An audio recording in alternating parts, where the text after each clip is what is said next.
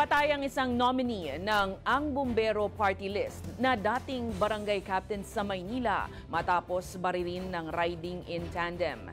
Naniniwala naman ang grupo na politically motivated ang pamamaslang. Alamin kung bakit sa balitang A to Z ni Kim Salinas. Hindi nakaligtas ang party list nominee at dating barangay captain na si Linensky Bacod nang paulanan ng bala ng hindi pa nakikilalang suspect hapon ng April 28 sa Maynila. Makikita sa video na nakatayo sa parking area si Bacod, may humintong sasakyan sa kanyang harapan at pag-abante nito, saka may lumapit sa kanyang lalaki at malapitang pinagbabaril ang dating kapitan ng barangay. Sa pahayag ng Ang Bumbero Party List, posibleng politika ang nasa likod ng krimen dahil may kaparehong pangalan ang grupo.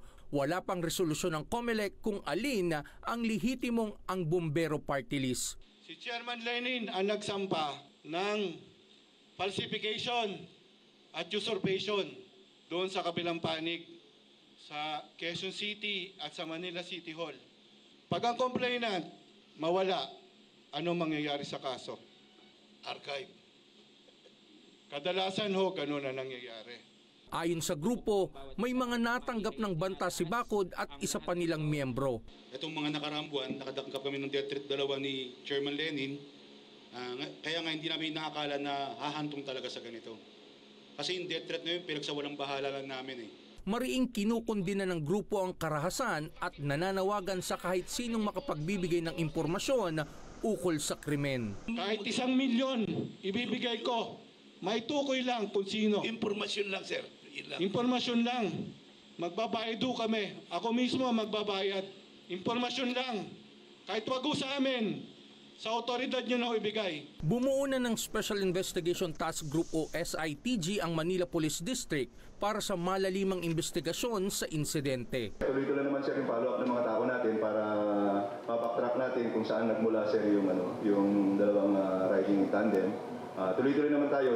We already coordinated with the Cavite PPO sir kasi papunta sa south sir yung takbo sir nung nakamotor kahapon.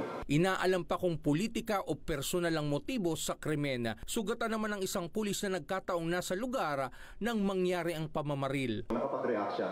Unfortunately nga, tinamaan siya. Pero nakita naman natin dun sa video, nakaputok siya ng 3 beses. Ayon sa MPD, posibleng may tama ang gunman dahil sa pakikipagpalitan ng putok ng pulis.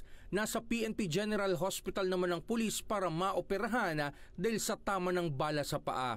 Samantala, ayaw munang magpaunlak ng panayam sa ngayon ng pamilya ng napaslang na party list nominee para na rin sa kanilang seguridad.